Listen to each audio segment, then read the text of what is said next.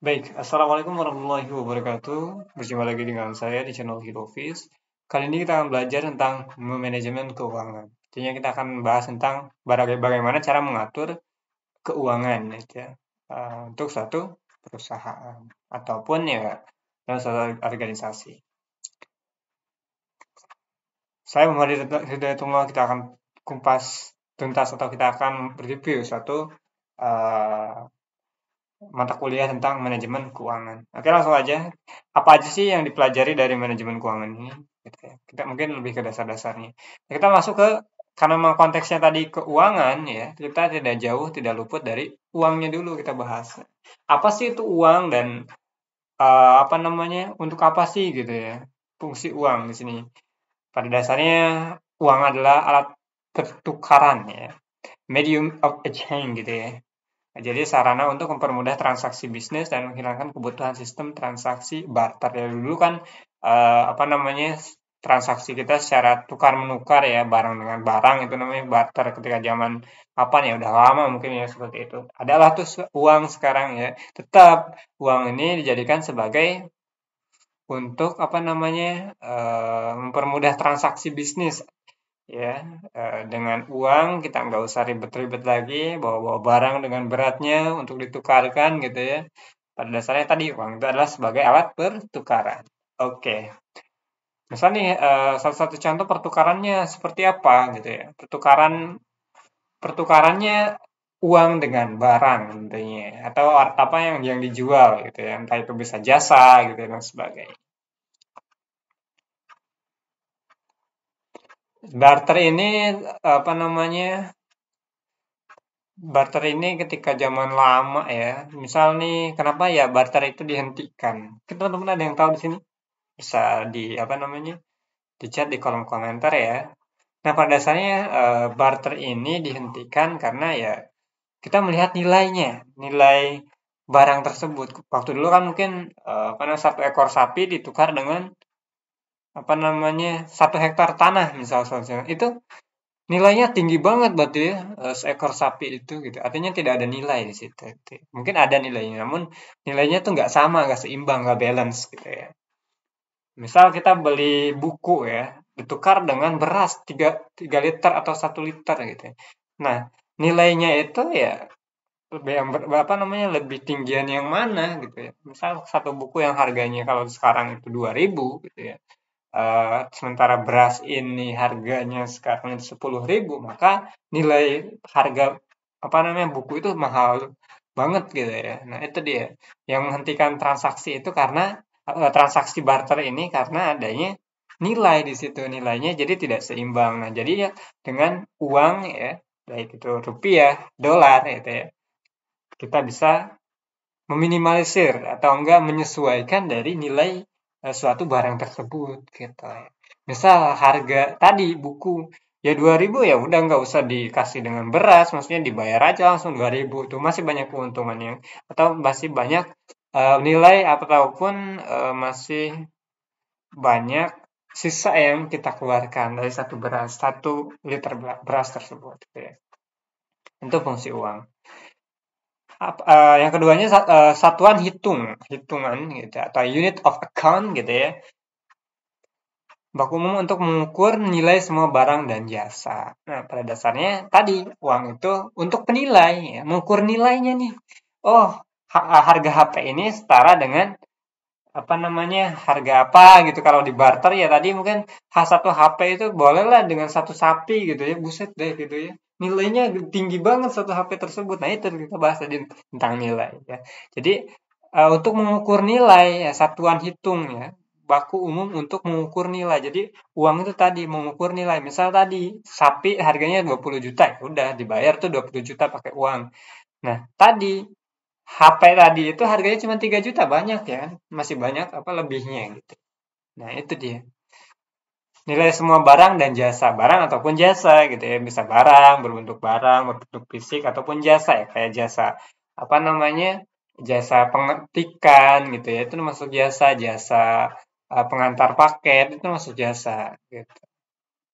Nah, kita nilai itu jasa tersebut itu dengan barang kalau zaman dulu ya dengan barang ya, karena memang zaman dulu mungkin masih sistem barter, tapi sekarang dengan adanya uang ya kita bisa mengukur nilai apa namanya si jasa atau barang tersebut. Oh, misalnya nih barang apa namanya buku ini harganya 20.000 ya udah berarti 20.000 tuh. Jangan sampai satu buku itu ditukar dengan satu satu tandan pisang gitu ya. Itu pisang itu mahal banget gitu ya. Misalnya sampai 50.000 berarti nilai kalau kita masih dengan sistem barter berarti nilainya itu nggak jelas gitu ya. Artinya cuman lu punya apa, gue punya apa gitu ya. Kita tukar gitu ya. Misal lu punya beras, gue punya ayam ya udah kita tukar gitu ya. Seperti itu. Terus lagi mata uang juga atau fungsi uang juga untuk menyimpan nilai sementara. Ya tadi temporary store of value gitu ya. Cara menyimpan kekayaan yang terkumpul sampai pemilik membutuhkannya untuk membeli barang baru ya. Jadi tadi apa namanya kalau fungsi uang terakhir ini menyimpan nilai sementara ya itu.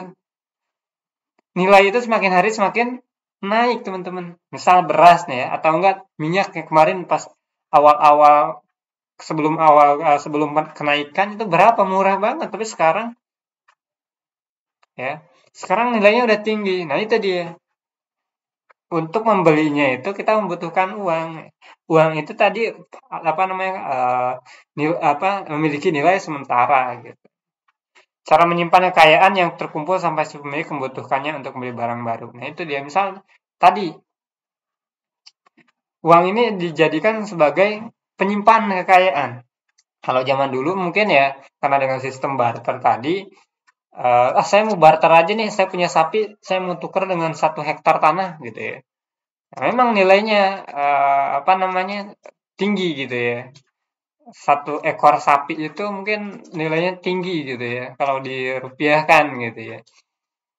Nah, uang ini dijadikan sebagai cara menyimpan kekayaan ya. Misal nih di tabungan Anda semua gitu ya.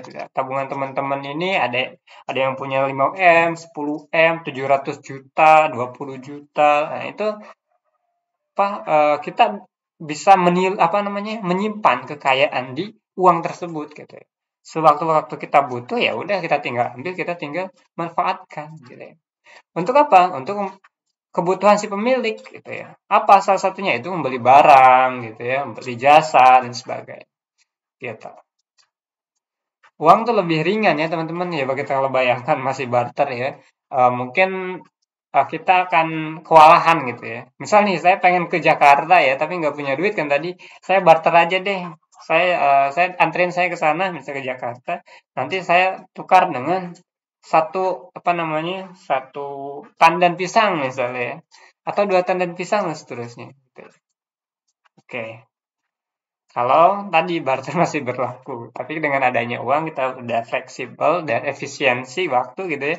Kita nggak usah bawa berat-berat, apa namanya efektif gitu, efisien gitu ya. Kita nggak usah bawa berat-berat gitu ya. Kita tinggal bawa uang yang selembaran gitu, tinggal kita masukin kantong udah selesai balance gitu ya. Oke, teman-teman udah paham ya terkait dengan fungsi uang ya. Apa sih tujuannya uang itu untuk apa sih gitu? Oke ya, udah paham sekarang ya. Oke, sekarang kita mengapa bisnis membutuhkan uang atau dana. Nah, teman-teman, kalau di sini teman-teman juga ya berpikir kalau nggak bisnis juga emang ada yang tidak membutuhkan dana sebenarnya. Namun ya tentunya sehebat-hebatnya bisnis sehebat-hebatnya bisnis tetap ya membutuhkan dana. Misal kalau sekarang memang ada apa namanya usaha jasanya, maksudnya jasa penjualan kayak marketing gitu, apa namanya tuh, dropship gitu ya. Kita misal menjualkan barang orang lain, ya tentunya itu juga butuh modal, ya, modal untuk promosi gitu ya, modal untuk apa namanya, membuat desain kalau memang kita menggunakan internet untuk apa namanya media promosi, tentunya membutuhkan modal. Ya, tentunya tadi misal untuk kuota gitu ya, tentunya menggunakan uang gitu ya. Karena memang internet ini nggak gratis, seperti itu. Ya, pada dasarnya mengapa bisnis membutuhkan uang? Pertama memang untuk menjalankan usaha sehari-hari. Operasional teman-teman semua ya. Kalau zaman dulu mungkin operasional lebih tinggi. Gitu. Kenapa demikian? Karena kita bisa rasakan ketika zaman dulu apa namanya, sales itu benar-benar offline, teman-teman. Harus terjun lapangan, bahkan ketika rumah saya di pelosok ya, di pelosok desa gitu ya. Nah, banyak tuh orang-orang apa namanya, sales itu datang ke rumah, menawarkan barangnya gitu, maksudnya menawarkan produknya gitu ya, yang dia jual gitu kan. Dan lain sebagainya. Itu untuk menjalankan usaha itu tentunya butuh modal, uang, dana, teman-teman semua gitu ya. Nah, untuk menjalankan usaha sehari-hari, biaya operasionalnya nih, gitu ya. Pada dasarnya ketika memang bisnis membutuhkan uang itu ya itu untuk operasional gitu ya. Tadi menjalankan usaha sehari-hari. Menggaji pekerja, ya ini dia. Emang pekerja nggak butuh duit gitu ya, nggak bisa digaji gitu seperti itu. Ya, pada dasarnya apa namanya uang itu dibutuhkan untuk menggaji pegawai juga ya. Karena perusahaan itu mencari dan menggaji gitu ya, mencari uang gitu ya, bisnis tadi gitu ya, dan menggaji pegawainya seperti itu.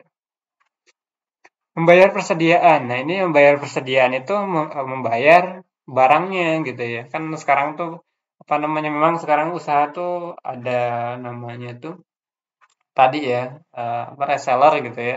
Kita nggak usah punya barang katanya ya. Nah, tapi terkadang ya uang itu dibutuhkan juga tadi itu ya. Misal untuk beli kuota dan sebagainya. Tadi membayar persediaan barang tentunya di sini ya. Misal persediaannya kita jual produk bola gitu ya. Nah, kita harus membeli barang tersebut gitu untuk kita jual lagi gitu. Nah, itu dia uangnya tuh dari sana. Nanti ada perputaran uang ekonomi di sana. Membayar bunga pinjaman. Nah, kalau memang kita minjam uang ke bank, ya tentunya kita harus bayar tuh pinjaman tersebut gitu ya. Berapa per bulannya gitu ya. Dari misalnya pendapatannya sekian juta gitu ya. Terus pengeluarannya sekian juta untuk apa persediaan atau apa namanya menggaji pegawai gitu ya, menjalankan usaha untuk profesionalnya tadi gitu ya, dan lain sebagainya. Membayar dividen kepada pemegang saham. Nah, ini dia. Memberikan uang lagi ini tuh gitu ya. Membayar dividen gitu ya. Keuntungan kepada pemegang saham. Ya, iyalah orang orang yang apa namanya yang punya saham ya tentunya mereka ingin apa namanya? Ingin mendapatkan imbalannya, keuntungannya gitu. Ya. Jangan sampai ya jika teman-teman itu apa namanya punya perusahaan, teman-teman buka kerjasama ya, teman-teman nggak mau ngasih hasilnya gitu ya, ya salah itu bahaya itu ya. Membeli fasilitas perlengkapan dan sebagainya. Nah ini dia penunjang teman-teman. Jadi uang ini digunakan untuk membeli fasilitas. Tadi misal fasilitas toko, misal teman-teman punya usaha apa namanya toko sembako misalnya, terus lagi sewa atau ya sewa toko gitu ya, membeli toko gitu ya, terus lagi membeli apa namanya peralatan-peralatan lainnya gitu ya, misal kalau perusahaan teman-teman punya perusahaan restoran misalnya, teman-teman tuh harus membeli fasilitasnya gitu ya, fasilitas untuk pegawai gitu ya, misalnya di bagian dapur ada pisau gitu ya, terus lagi apa namanya, bahan-bahan bakunya gitu ya. Tadi entah itu sayuran, daging-dagingan, dan seterusnya gitu. Dan perlengkapan dan sebagainya. Perlengkapannya itu dia meja gitu ya, kursi, ya, pernak-pernik supaya menarik, supaya dilihat orang itu enak gitu ya. Nah, itu dia untuk bisnis. Oke, teman-teman udah paham ya di sini kenapa kita itu membutuhkan uang untuk berbisnis. Oke, kita lanjutkan ke sumber dana. Nah, ini dia yang paling sulit ya. Ketika teman-teman udah bayangkan ya ketika saya mau bikin usaha gitu ya. Tapi sumber dananya dari mana gitu ya. Oke. Kita bahas tentang sumber dana dari sini dulu ya. Modal utang. Nah, teman-teman bisa tuh debit capital gitu ya. Debit capital dia. Jadi teman-teman bisa tuh memanfaatkan utang gitu ya. Ya, di sini modal utang merupakan dana yang diperoleh melalui pinjaman. Ya, teman-teman bisa tuh pinjam ke Bank BRI, BNI, BCA gitu ya, atau ke perbankan lah ya. Dengan teman-teman lihat dulu dari bunganya gitu. Jangan sampai teman-teman pinjam kalau bisa sih nggak usah ada bunganya gitu ya, supaya kita itu semangat untuk usaha. Tapi kalau ada bunganya lebih lebih besar bunganya, aduh stres banget itu ya. Nah, kalau bisa sih teman-teman semua hilangkan dari pinjam meminjam atau meminjam ke bank atau ke siapapun gitu ya, berbahaya. Minimal ketika memang bolehlah meminjam, cuman pinjaman itu disesuaikan. Minimal itu kalau nggak salah pinjaman itu 20% dari apa namanya, dari gaji gitu ya. Tapi kalau ini kan konteksnya perusahaan, kita pinjam secukupnya atau apa namanya, 20% dari modal gitu ya. Misalnya kita punya modal 100 juta. Nah, kebutuhan kita ada 50 juta. Bolehlah 50 juta. Nah, misal nih kita punya uang 100 juta tapi kebutuhan kita 1 M. Waduh, stres banget itu. Minjamnya kemana gitu ya. Nah, itu kira-kira seperti itu. Jadi sesuaikan saja ya. Memang sih pada dasarnya sumber dana utang ini menjadi pemicu utama ya untuk melahirkan suatu pewirausaha muda. Ya, karena memang kita muda gitu ya. Kita nggak punya apa namanya, modal gitu ya. Kita nggak punya uang yang banyak gitu ya. Yang kita bisa ya, kita hanya bisa berhutang dulu gitu ya. Tapi boleh-boleh aja ketika teman-teman mau berhutang gitu ya. Sini ada modal ekuitas ya, atau equity capital gitu ya. Meliputi dana yang disediakan pemilik perusahaan ketika mereka menginvestasikan kembali penghasilannya. Nah, apa namanya, modal ekuitas ini apa namanya, penghimpunan dari investor gitu. Dia lebih memanfaatkan ke investor gitu atau pemodal. Nah, di sini modal ekuitas kita baca lagi meliputi dana yang disediakan pemilik perusahaan ketika mereka menginvestasikan kembali penghasilannya. Jadi setelah mereka dapatkan penghasilannya gitu ya. Misal nih saya punya usaha tadi gitu ya, apa namanya, penjualan atau enggak punya restoran gitu ya. Nah, dari hasil misal 1 bulan ini adalah keuntungan misal 100 juta gitu ya. Nah, saya masukkan lagi ke apa namanya, investasi ya. Saya masukkan lagi ke perusahaan gitu ya. Nah, jadi dia mendapatkan penghasilannya, dia investasikan kembali untuk perusahaan tersebut gitu. Atau menambah setoran modalnya gitu, menambahkan gitu ya. Misalnya tadi ya perputaran ekonominya udah jalan nih usahanya. Nah, udah saya dapat nih keuntungan 100 juta nih.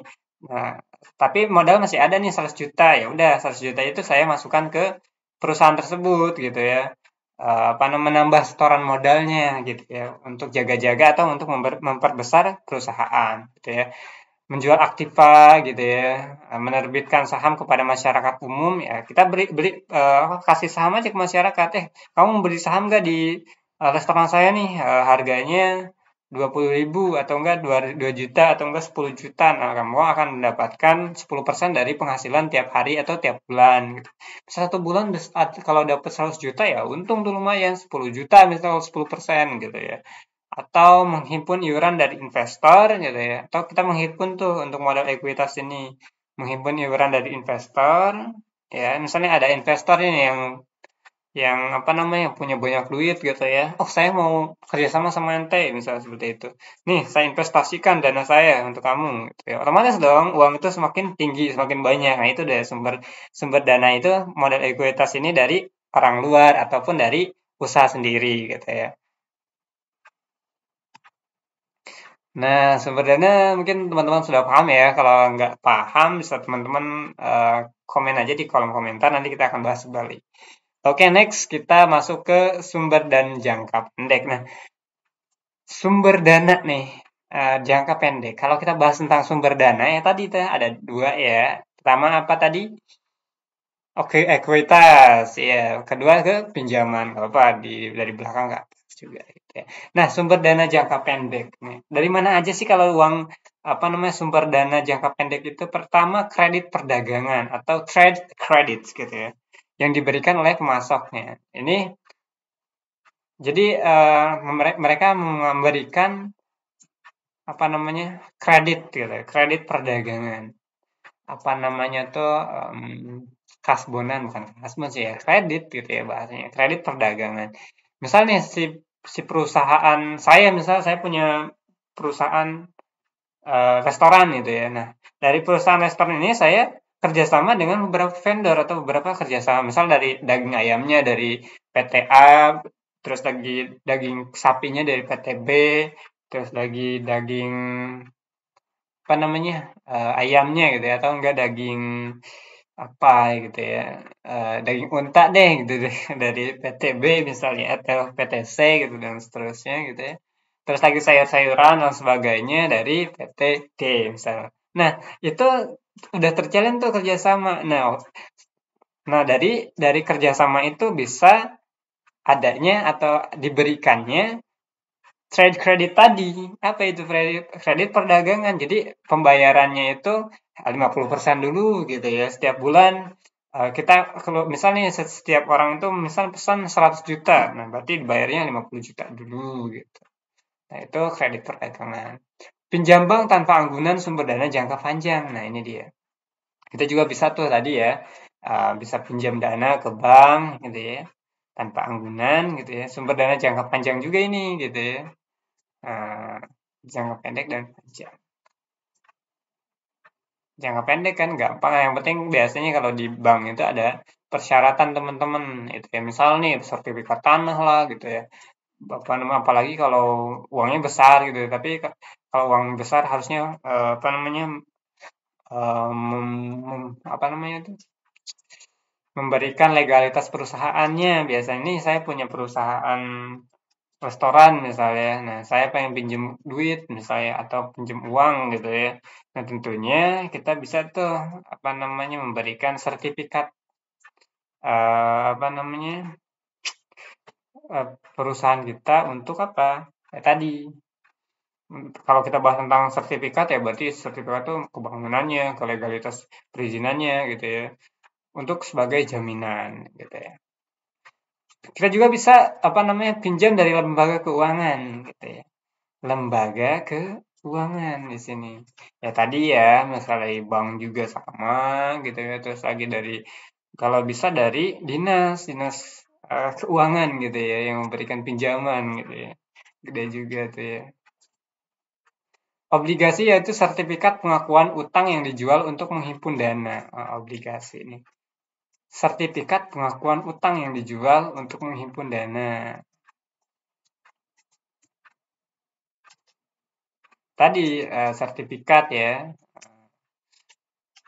Di sini ada pembiayaan dengan ekuitas dan sumber dana jangka pendek terakhir di sini ada pembiayaan dengan ekuitas. Oke, jika teman-teman kita langsung saja biar nggak ngantuk ya, karena penjelasannya terlalu panjang gitu ya. Nah, kita bahas tentang manajemen keuangan. Tadi kan kalau berhubungan dengan duit gitu ya, teman-teman tuh langsung tuh matanya udah ada keluar tuh dolar-dolarnya gitu ya. Atau apa mindset untuk membuat usaha gitu ya. Manajemen keuangan adalah suatu kegiatan perencanaan, penganggaran, pemeriksaan, pengolahan, pengendalian, pencarian dan penyimpanan dana yang dimiliki oleh organisasi atau perusahaan. Nah, jadi manajemen keuangan itu adalah suatu kegiatan perencanaan. Tadi ya, memang manajemen itu adalah suatu perencanaan. Kalau keuangannya bisa perencanaan, penganggarannya gitu. Oh, anggaran ini kira-kira apa namanya?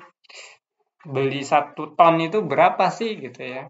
Penganggarannya uang yang akan kita setorkan atau uang yang akan kita keluarkan gitu ya. Nah, itu juga termasuk ke perencanaan gitu ya, atau penganggaran gitu ya. Tadi ya manajemennya adalah suatu kegiatan perencanaan, kita buat tuh perencanaannya. Oh, kita bikin usaha ini, anggarannya ada 1.000 rupiah misalnya, atau 1.000 dolar deh, kalau rupiah mah cetek banget ya. Masa 1.000 rupiah gitu ya, kecil banget mau bikin usaha gitu ya.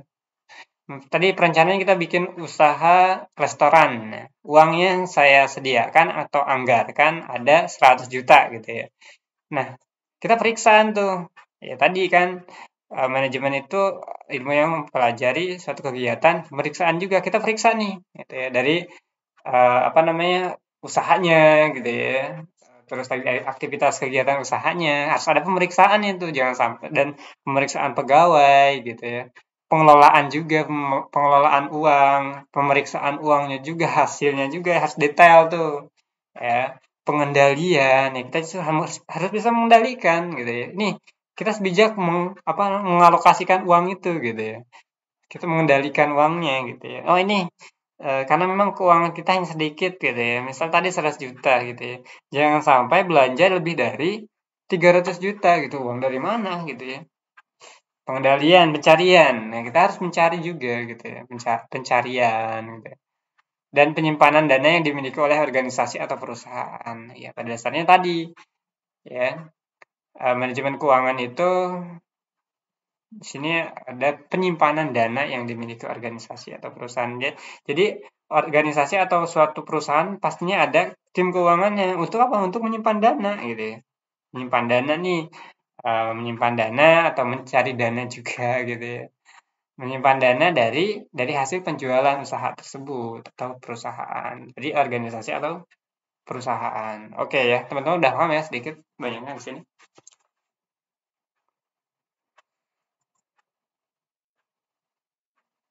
Nah, kita bahas tentang fungsinya nih. Apa sih fungsi manajemen itu? Ya, mungkin manajemen keuangan pada dasarnya. Apa sih? Pertama, perencanaan keuangan. Nah, kita harus merencanakan tadi pembelanjaan untuk dapur misalnya, yang ketika teman-teman misal punya perusahaan restoran, karena memang saya ambil contohnya restoran kan sedikit eh, apa namanya itu pengorganisasiannya gitu ya di keuangan ini, di keuangan di apa namanya di restoran. Gitu ya. Perencanaan keuangan kita harus rencanakan nih, ya. Rencanakan keuangannya. Oh, kita kan punya perusahaan tadi deh, restoran. Apa aja kita punya restoran. Kita rencanakan nih. Kita beli bahan baku, sayur-sayuran sekian, terus lagi ikan-ikan, terus lagi ayam-ayam, terus lagi daging-daging dan seterusnya gitu, sekian sekian sekian gitu ya. Nah, setelah kita rencanakan, nah kita lihat rencana pemasukan dan pengeluaran. Nah, pemasukannya gitu ya. Oh, misalnya kita udah jalan nih tadi tuh, kita udah jalan nih banyak nih pemasukan kita 100 juta dan pengeluaran kita hanya 20 juta, berarti untungnya 80 juta gitu ya.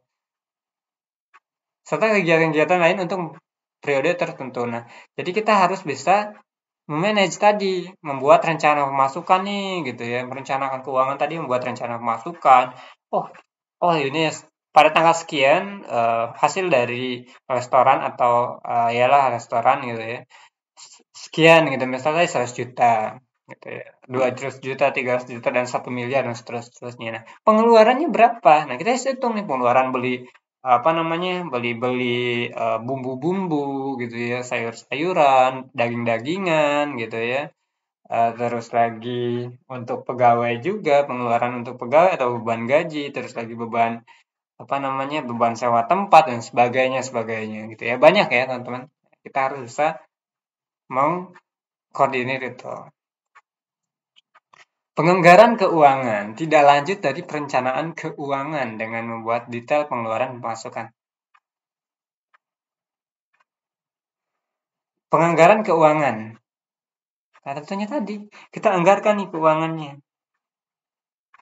Penganggaran keuangan nih, setelah kita hitung-hitung, ketika kita membuat suatu usaha, perusahaan restoran sekian, misalnya 100 juta, ditindaklanjuti dari perencanaan keuangan tadi, gitu ya, dengan membuat detail pengeluarannya. Nah, tadi itu kita detailkan. Oh, misalnya dia pengeluaran untuk cabai, pengeluaran untuk bumbu-bumbu, garam, dan lain sebagainya, gitu ya.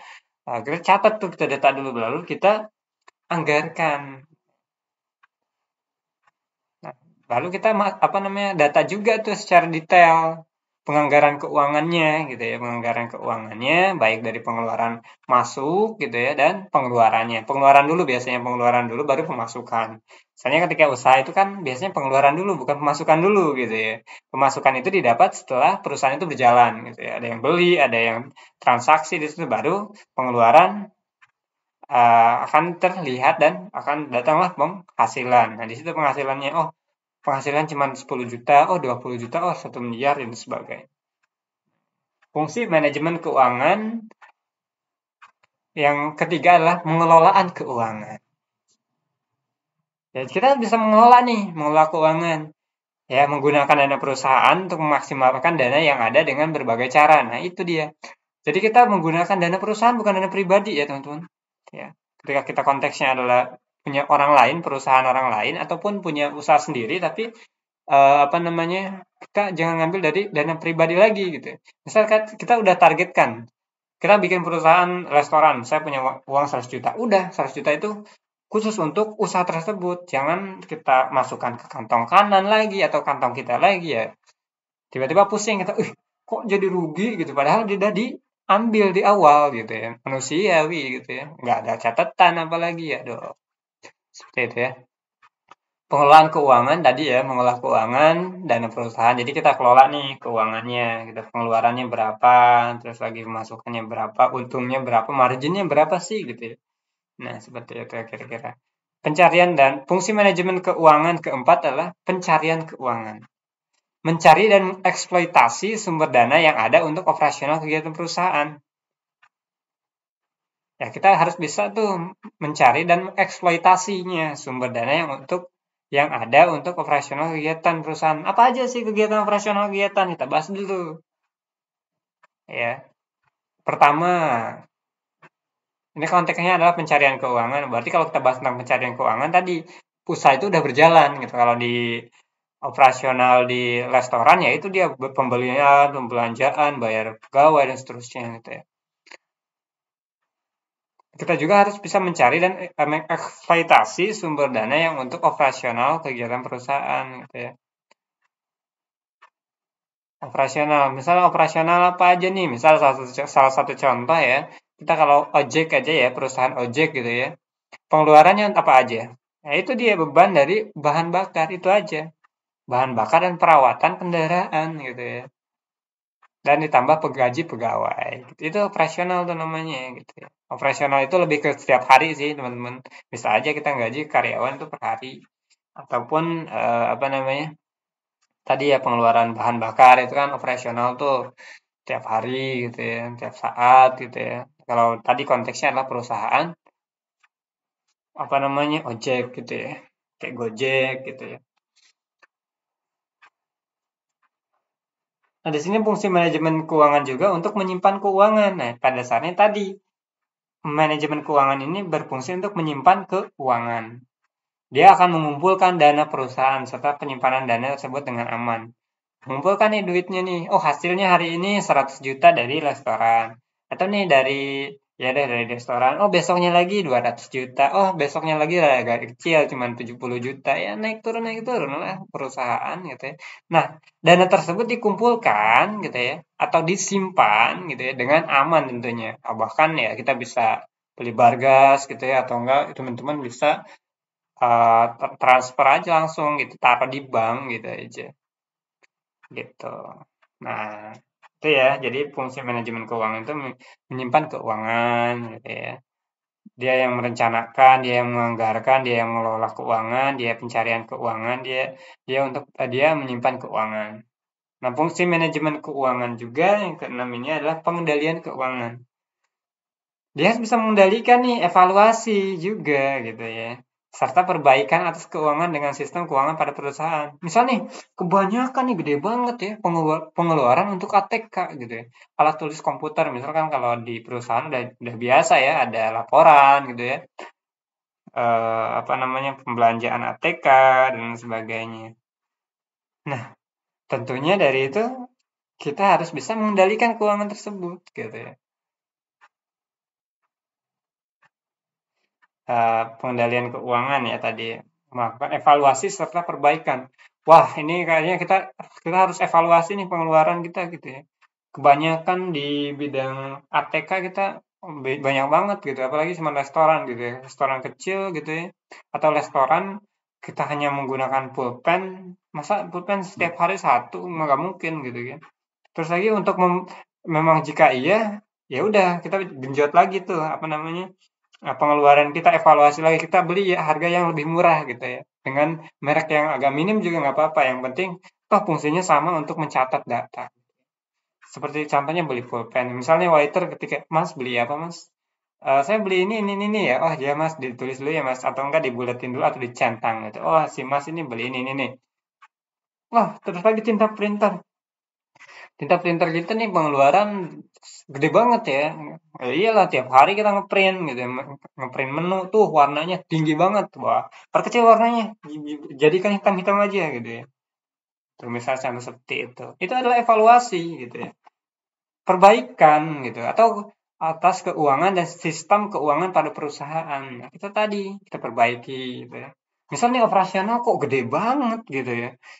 Apa namanya, pengeluaran untuk bahan bakar gitu ya, cuma dari sini ke sana kok udah 500.000 gitu, gimana sih ini hitungannya gitu ya.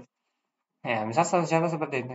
Coba deh, ini berapa orang yang ikut ke sana? Cuma satu orang, nggak usah pakai mobil, pakai motor aja. Itu termasuk dari evaluasi, perbaikan, supaya uangnya itu apa operasional itu pengeluarannya nggak terlalu besar seperti itu.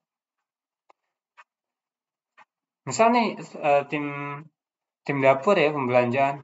Wah, pembelanjaan nih banyak banget nih gitu kan. Disesuaikan aja dulu, jangan sampai kita numpuk nih misal dalam satu kategori misalnya. Misal nih apa namanya barang yang harus dibeli banyak memang harus disesuaikan gitu ya.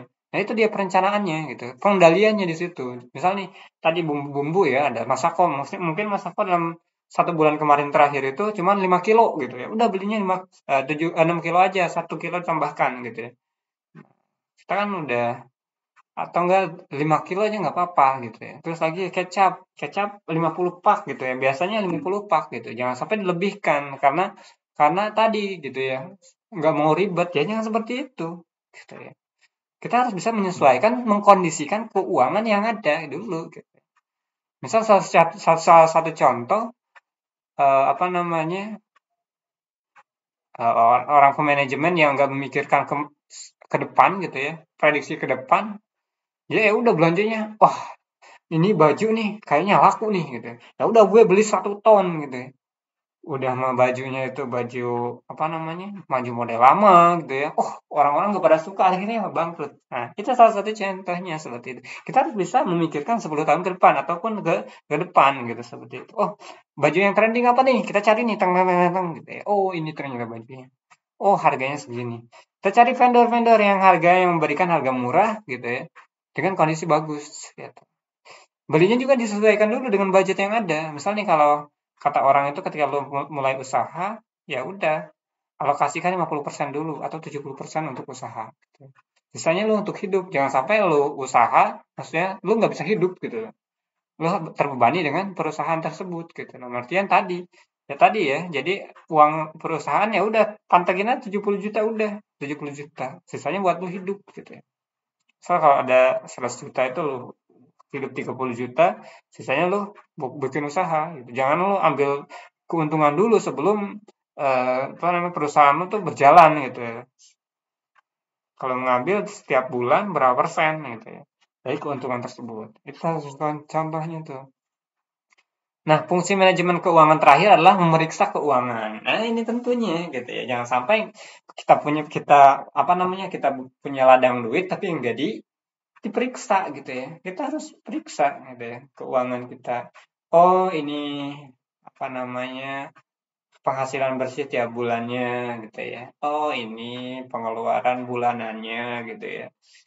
Akhirnya dapatlah Aktiva gitu ya, laba rugi gitu ya, atau laba kotor dan sebagainya gitu ya. Nah, di sini melakukan audit internal atau keuangan perusahaan yang ada agar tidak terjadi penyimpangan. Nah, itu aja. Kita harus memeriksa keuangan. Jangan sampai cuma kita periksa uang aja, tapi ya mungkin dari dasar ya udah keuangannya dulu kita periksa keuangannya gitu ya. Sehabis keuangan kita periksa, lah ini kok apa namanya keuntungannya sedikit. Di sini di sisi lain kita pembelanjaan banyak banget. Kita cek juga pembelanjaan, oh masih banyak nih kayaknya. Berarti minggu besok nggak usah belanja kayak gini lagi gitu ya. Nah, jadi data itu penting ketika kita memiliki suatu perusahaan gitu ya. Misal perusahaan tadi restoran ya, restoran level kecil gitu ya. Misal orang-orang itu suka daging ayam ya udah belinya itu punya patokan gitu ya. Misal nih 1 bulan kemarin kita beli 50 kilo ayam atau enggak 100 kilo ayam gitu ya. Ya udah besok-besok beli aja 100 kilo ayam lagi gitu kan. Tapi kalau udah sedikit baru beli lagi, jangan sampai belinya sampai 1.000 kilo dan sebagainya. Aduh, hancur itu. Kita bisa melakukan audit internal juga. Kita audit tuh kepada tim-tim. Misalnya di restoran itu ada tim pelayanan gitu ya, tim apa namanya, tim dapur gitu ya, tim kasir gitu. Oh, misalnya kalau kita audit kan ya mungkin kita pengen tahu nih berapa pengeluaran ATK untuk pelayanan, untuk waiter gitu ya. Dia kan fungsinya untuk mencatat doang gitu ya. Sehari ya udah tanya, sehari itu berapa orang yang datang, berapa penulisan apa namanya menu gitu ya. Setiap hari rata-rata. Misalnya oh, ada 1.000 orang wajar, banyak 1.000 kalau cuman ada 100 ya satu pulpen itu bisa lah untuk centang-centang selama 1 bulan gitu ya dan sebagainya. Itu bisa diperkecil juga gitu ya. Melakukan audit internal gitu ya atas keuangan perusahaan yang ada agar tidak terjadi penyimpangan gitu ya. Supaya tidak terjadi penyimpangan, mungkin salah naro gitu ya dan sebagainya ataupun ada yang korupsi di sini gitu ya dan sebagainya. Nah, untuk fungsi manajemen mungkin kira-kira teman-teman paham ya. Kalau memang belum paham silakan di apa namanya di chatting aja atau di apa diisi di kolom komentarnya ditanyakan ya. Oke, baik kita langsung bahas tentang tugas pokok manajemen keuangan. Apa aja sih tugas seorang manajemen keuangan itu atau si manajer keuangan itu? Pada dasarnya ini ilmunya ya, manajemen keuangan gitu ya. Tugas-tugas dasar yang diemban oleh seorang manajer keuangan secara umum adalah mendapatkan dana perusahaan. Ya, dia harus bisa mendapatkan dana perusahaan ini, si manajer perusahaan apa namanya keuangan ini. Dia harus pegang tuh mendapatkan dana perusahaan, penghasilan gitu ya. Terus lagi ya penghasilannya, terus lagi dana perusahaan ya, misal dana perusahaan itu misal kalau kita baru-baru buat, ini saya punya dana 100 juta, ya udah lo kendalikan. Untuk apa, untuk pekerjaan apa, dan sebagainya. Menggunakan dana perusahaan. Nah, kita juga harus bisa tugas-tugas pas seorang manajemen keuangan ini, yaitu mendapatkan dana perusahaan. Oh, keuntungannya sekian. Dia data tuh, dibuat dari laporan laba perusahaan. Terus lagi menggunakan dana perusahaan. Nah, ini dia tadi mengalokasikan dana untuk apa aja? Untuk kebutuhan ya, kebutuhan beban beban gaji atau operasional gitu ya. Terus lagi pengeluaran-pengeluaran lainnya gitu ya. Membagi keuntungan. Nah, ini juga ada membagi tugas-tugasnya itu membagi keuntungan laba perusahaan. Benar nggak sih perusahaan ini untung gitu ya? Ya udah kita hitung pengeluarannya, misalnya pendapatannya atau laba bersihnya asetnya sekian gitu ya. Terus pengeluarannya sekian. Nah, apa namanya? Dapatlah penghasilannya gitu ya. Nah, seperti itu kira-kira. Lanjut di sini akuntansi dan laporan keuangan. Nah, kalau kita bahas tentang akuntansinya, teman-teman udah pusing ya. Ya, tentunya kita akan apa namanya masuk ke perhitungan. Akuntansi adalah proses pengukuran, ya. Kita ukur tuh dia proses pengukuran, interpretasi dan komunikasi informasi-informasi keuangan untuk membantu orang-orang di dalam dan di luar perusahaan membuat keputusan. Nah, dia tadi membuat proses pengukuran gitu ya. Oh, marginnya atau keuntungannya sekian gitu ya. Tahun 2019 ini perusahaan saya ini gitu ya, keuntungannya meningkat gitu. Besoknya menurun gitu ya dan besoknya lagi naik lagi. Nah, seperti itu. Nah, ada informasi-informasi keuangan sebagai alat ukur ya, proses pengukuran. Misalnya perusahaan kita kok rugi terus gitu. Aduh, kenapa ini gitu ya. Nah, harus diukur adalah perusahaan saya itu misal kalau nggak ada orang akuntannya, perusahaan saya itu untung apa rugi sih ya gitu ya. Nah, makanya adalah proses pengukuran. Nah, seperti itu. Dan komunikasi informasi-informasi keuangan untuk membantu orang-orang di dalam dan di luar perusahaan membuat keputusan. Misal nih, kita kerjasama yuk. Berapa saham ente gitu ya. Saham saya atau enggak keuntungan perusahaan saya setiap hari adalah 100 juta. Orang lain akan berpikir, ah ya udah gue ikut aja dia. Lumayan misal gue dikasih 5% atau 10% gitu. 10 juta tiap hari gitu ya. Waduh, atau tiap bulan gitu lah, terserah tapi. Nah, itu ya. membuat keputusan. Nah, itu dia tadi kita buat apa namanya perencanaan keuangannya, bukan perencanaan sih, pengukurannya tadi pengeluaran, pendapatan gitu ya. Pengukuran itu namanya pendapatan dulu, pengeluaran dulu gitu. Pengeluaran dulu baru ada pendapatan. Nah, barulah kita tulis tuh, kita ketik tuh secara detail banget tuh pengeluaran sekian, operasional apa aja. Misal kalau operasionalnya banyak loh, satu bulan ini operasional belanjaan sekian sekian sekian gitu ya. Kemana kemana kemana belanja apa aja dan seterusnya gitu ya. Oke, akuntansi adalah bahasa bisnis ya. Akuntan mengumpulkan gitu ya. Artinya apa? Akuntan itu mengumpulkan, mencatat, melaporkan, menginterpretasikan informasi gitu ya. Memberikan informasi keuangan dalam rangka menggambarkan status keuangan dan kinerja operasi sebuah organisasi dan membantu proses pembuatan keputusan. Nah, tadi ya, tadi si siapa misalnya si Isan ini dia seorang akuntan. Nah, dia akan mengumpulkan apa? Data-data tuh, data-data apa namanya, nota-nota gitu ya, dia catat tuh, misal nih pengeluaran bulan ini adalah 5 miliar, waduh, pengeluaran berarti pendapatannya lebih dari itu dong gitu ya, 50 triliun gitu, gila gitu ya. Nah itu catat tuh, itu akuntan pusing-pusing tuh nyatetnya tiap hari tuh ya. Banyak banget gitu, banyak banget nolnya gitu ya, mencatat melaporkan gitu ya. Awas jangan sampai salah dalam pencatatan, salah satu nol aja udah hilang itu. Ya itu. Kok ini kita bangkrut ini gitu kan misal. Oh ini salah, belum masuk nolnya satu gitu seterusnya. Nah itu mencatat dan kita melaporkan ke atasan ya teman-teman. Pak, apa namanya perusahaan kita hari ini keuntungannya atau kemarin keuntungannya per tanggal ini atau bisa seperti itu bahasanya. Keuntungannya adalah 10 juta misalnya. Kenapa? Atau enggak dalam satu bulan ini, bulan kemarin ini, atau bulan ini, bulan Januari gitu, atau bulan Mei, atau bulan April, atau bulan apalah terserah. Nah, teman-teman bisa tuh laporkan, Pak, keuntungan kita meningkat Pak dari bulan kemarin. Kita bisa rasakan di sini apa namanya masyarakat di daerah Jawa Barat atau di daerah Bogor ini banyak peminat dari apa namanya dari baju yang kita jual. Banyak sekali penjualan yang kita jual di sana dan mereka dan masuk di masyarakat seperti itu. Kita lanjutkan terus, kita jual lagi di sana dengan produk yang seperti ini gitu, yang kualitasnya seperti ini gitu. Bisa aja seperti itu. Tapi karena itu lebih ke operasionalnya gitu. Dia lebih ke keuangannya. Pak, pengeluaran bulan lalu pengeluaran kita adalah 100 juta dan pendapatannya adalah 200 juta. Sementara bulan ini pengeluaran juga tetap sama, pendapatan lebih banyak, Pak. Ada 210 juta. Nah, itulah ada peningkatan. Itu laporan ke atasan.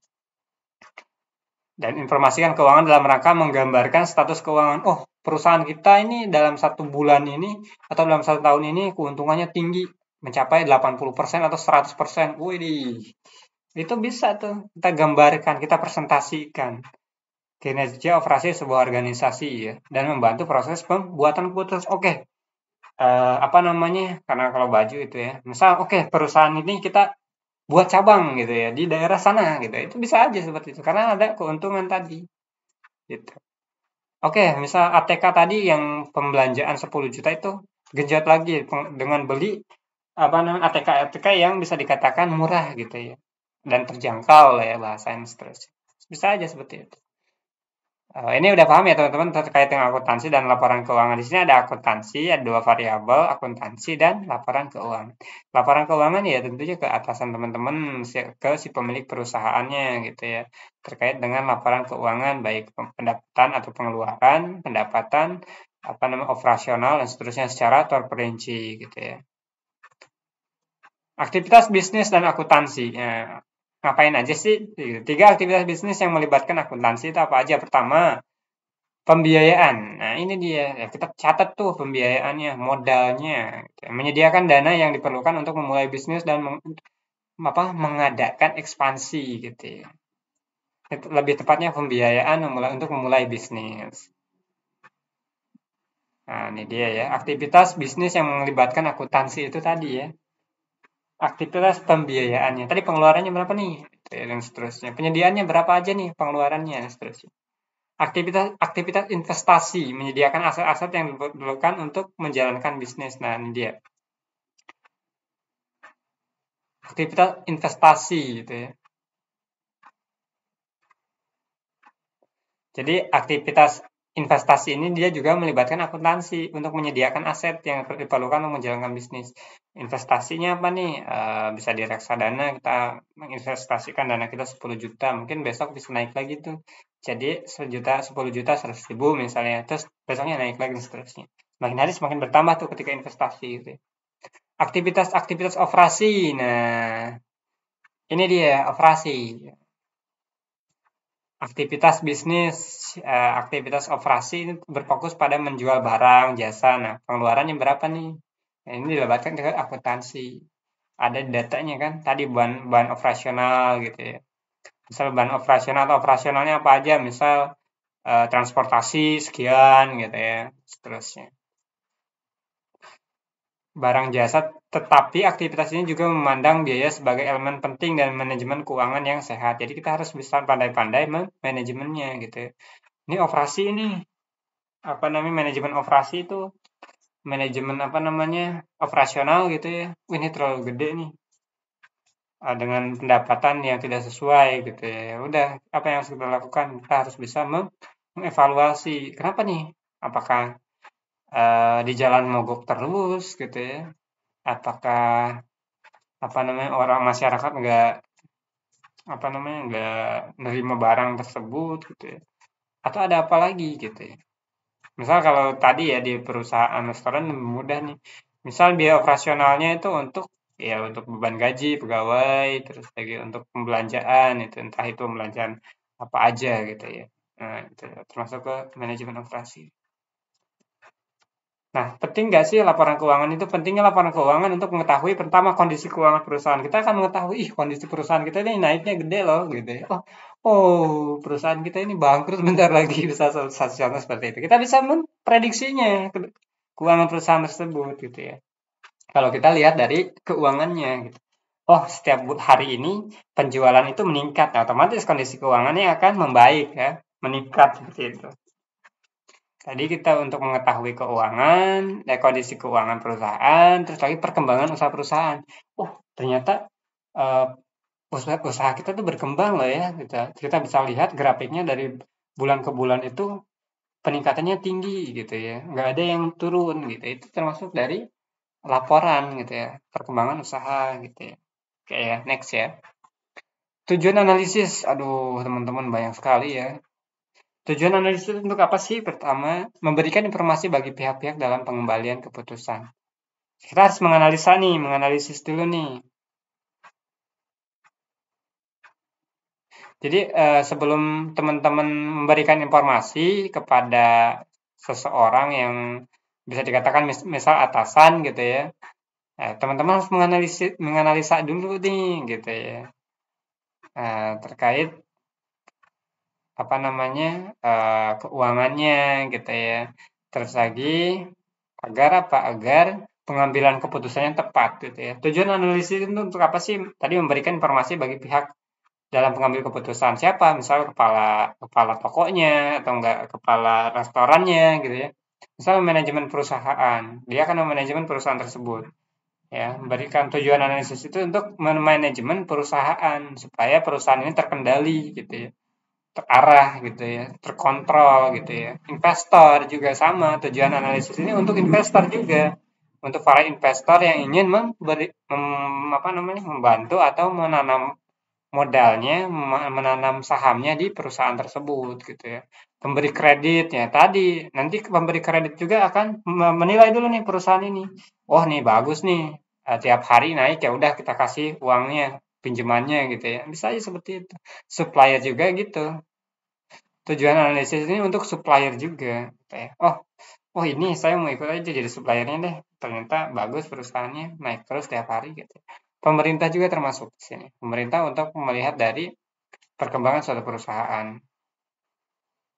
Nah, pemilik perusahaan atau anggotanya, yang punyanya ini, yang punyanya nih lihat, bagus ya ternyata ya katanya perusahaan kita itu berjalan dengan baik gitu ya setiap hari penjualannya meningkat dan seterusnya. Terus barang dinikmati atau diterima oleh masyarakat. Oke teman-teman itu tentang tujuan analisis. Hmm. Tujuan umum. Apa sih tujuan umumnya itu gitu ya? Pentingnya laporan keuangan, tujuan umumnya apa sih?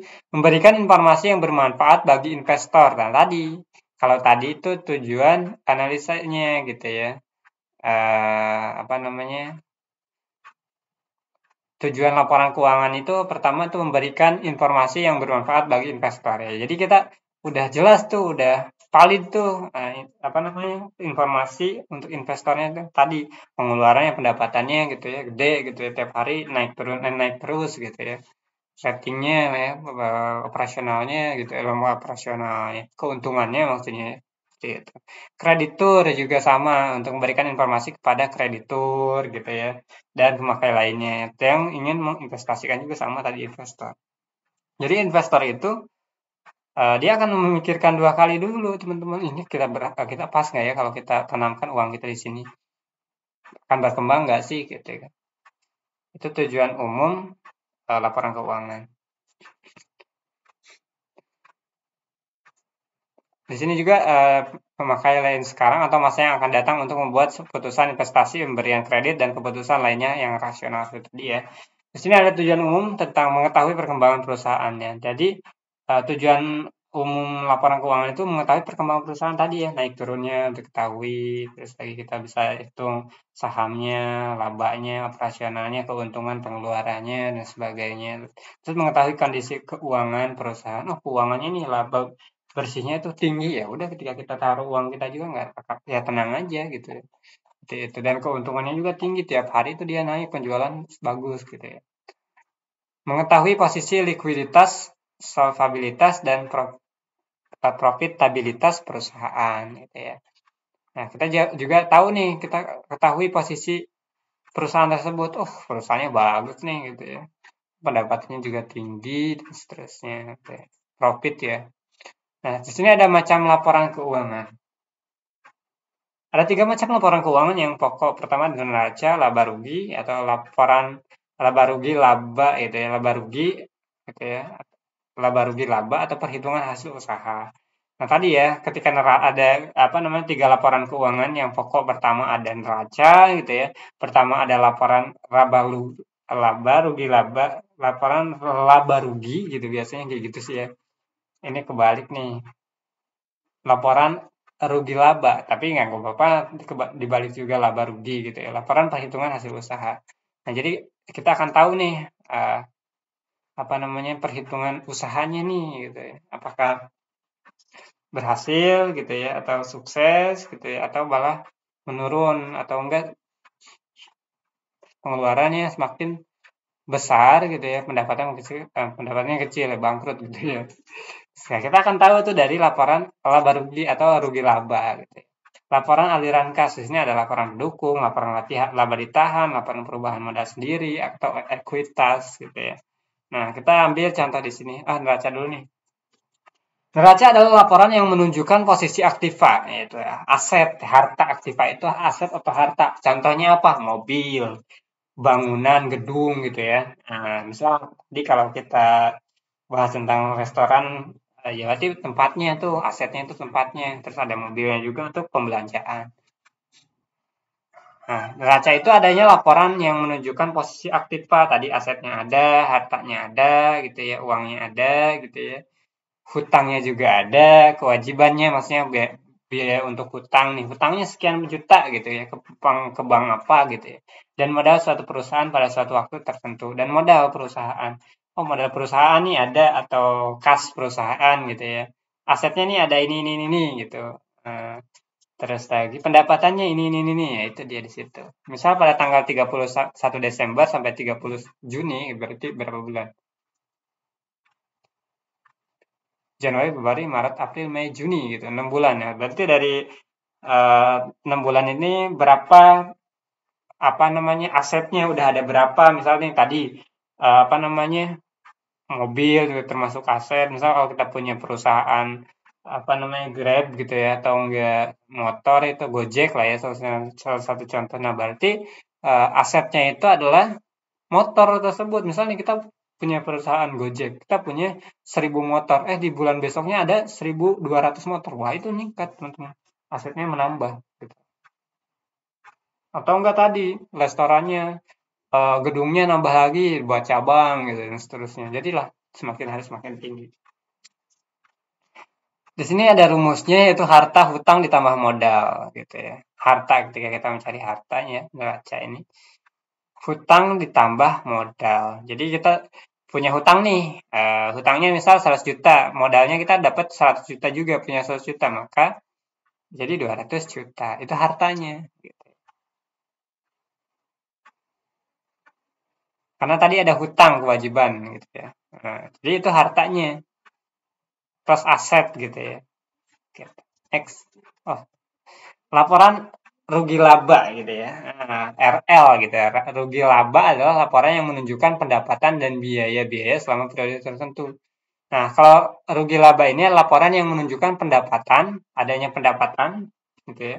Dan biaya-biaya selama periode tertentu, misal biaya operasional ya, biaya gaji, beban gaji, biaya sewa gitu ya, biaya apa namanya? Biaya tadi operasional ya, penjemputan atau biaya operasional kan bisa BBM, ban pecah gitu, ganti ban dan seterusnya gitu ya. Misal 1 tahun, 6 bulan, 3 bulan. Nah, itu laporan rugi laba itu bisa 1 tahun atau 6 bulan atau 3 bulan juga terserah teman-teman. Isi laporan laba rugi adanya apa aja? Pertama ada pendapatan ya, tentunya ada pendapatan nih, pendapatan perusahaan ini sekian. Eh, Terus biayanya juga, biaya pengeluarannya itu sekian gitu ya, laba atau rugi gitu ya. Seperti itu. Isi neraca ya, neraca. Neraca ini isinya tadi harta, hutang, dan modal. Oh, hartanya misal kasnya itu, misal Hidayat memiliki perusahaan restoran. Dia menginvestasikan, dia memiliki dana awal gitu, modal awal 100 juta. Nah, dia juga berhutang ya terhadap perusahaan atau enggak terhadap bank gitu ya, 100 juta. Jadi 200 juta. Ditambah modal gitu ya. Hartanya tuh ya tadi ya bisa dari mobil gitu ya. Apa namanya, mobil, motor gitu ya, terus lagi bangunan, gedung dan sebagainya, pernak-pernik, peralatan mesin dan sebagainya itu di harta gitu ya, hutang dan modal. Oke, next keterbatasan laporan keuangan. Nah, laporan keuangan dibuat secara periodik, interim report ya, artinya secara detail ya, terperinci, tapi juga ada laporan ke ringkasnya gitu ya. Maka dalam laporan keuangan kelihatan pasti dan tepat terpisahnya dasar penyusunan dengan standar nilai yang mungkin berbeda dan berubah gitu. Nah, angka dalam laporan keuangan kelihatannya pasti harus tepat gitu. Jangan sampai salah ngasih 0, koma gitu ya. Kita harus ada standar nilainya yang mungkin kan berbeda dan berubah gitu ya. Masalah purchasing atau purchasing power atau daya beli uang yang semakin menurun. Nah, ini dia. Keterbatasan laporan itu apa namanya, masalah daya beli gitu ya. Uang yang semakin menurun. Misal kita bulan ini kita punya apa namanya, punya modal 100 juta. Kita bisa tuh bikin usaha lah restoran gitu. Tapi di bulan besok belum tentu gitu ya. Karena tadi daya beli itu semakin hari, daya beli uang nih ya semakin hari semakin menurun nilainya teman-teman. Tadi kalau kita bahas tentang uang, ya kan? Ketika uang itu kita simpan di tabungan selama 2 tahun, maka nilainya akan menurun. Ya, seperti itu juga sama. Ya, mungkin ya agak lumayan lah dapat keuntungan berapa. Misal kita belanja bulan ini itu minyak ya, ketika tadi di restoran. Minyak tuh masih harganya 10.000 atau enggak 7.000 atau enggak 5.000 deh, murah kan. Bisa aja besok 5.200 itu masuk ke uang itu menurun gitu. Nah, itu keterbatasan laporan keuangan. Di daya beli ya. Laporan keuangan tidak dapat mencerminkan berbagai faktor yang dapat mempengaruhi posisi keuangan perusahaan gitu ya. Laporan keuangan tidak dapat mencerminkan berbagai faktor yang dapat mempengaruhi posisi keuangan, misalnya reputasi, kontrak kerja, kemampuan manajemen. Nah, itu dia apa namanya? faktor yang dapat mempengaruhi posisi keuangan. Ya iyalah, ngasih kerja orang lain tentunya pengeluarannya harus diembankan gitu ya. Ada namanya faktor pengeluaran mengaruhi posisi keuangan tentunya perusahaan. Reputasinya semakin hari semakin naik gitu ya. Misal si orang ini skillnya semakin banyak nih, bagus gitu ya. Terus lagi kontrak kerjanya makin hari makin tambah dan nilainya akan semakin tinggi gitu. Kemampuan manajemennya juga, keterbatasan laporan keuangan ini. Kita harus mampu manajemen juga. Analisa perbandingan. Aduh. Biasanya ada analisis perbandingan mengetahui kemajuan perkembangan keuangan perusahaan. Biasanya dilakukan dengan perbandingan rasio-rasio keuangan perusahaan dengan rasio industri. Jadi pada dasarnya menganalisa perbandingan nih satu bulan dengan bulan besok seperti apa sih gitu ya dan sebagainya. Atau dengan perusahaan lain, perusahaan si bulan naiknya sekian, kita naiknya sekian gitu ya. Nah, dan sebagainya. Next ya, biar agak cepat karena waktu kita udah udah terlalu lama gitu ya, jenuh juga. Rasio-rasio keuangan, rasio likuiditas, saldo aktivitas dan sebagainya ya. Nah, nanti kita pelajari berikutnya. Sini juga ada rumus-rumusnya, rasio lancar ya. Terus tadi ya, rasio likuiditas ini adalah kemampuan perusahaan atau koperasi dalam memenuhi kewajiban yang harus segera dipenuhi gitu. Nah, misal di sini ada current ratio atau rasio lancar itu di sini ada aktiva lancar gitu ya. Pendapatan dibagi hutang lancar atau hutang lancar gitu ya. Nah, dikali 10%, 100%. Kas rasio nih, kas ditambah bank. Misal kita punya kas 10 juta, kita pinjam uang 10 juta gitu ya, atau hutang lancar disebutnya dikali 100%. Gitu. Nah, rasio solvabilitas ya teman-teman bisa dibaca aja ya nanti di sini gitu ya. Nanti saya kirim di kolom komentar ya atau enggak di deskripsi ya terkait link bisa supaya teman-teman bisa belajar gitu ya. Oke, di sini ada rasio solvabilitas total hutang terhadap total aktifanya. Di sini ada total hutangnya nih. Total hutangnya 100 juta misalnya, total aktifanya juga ya.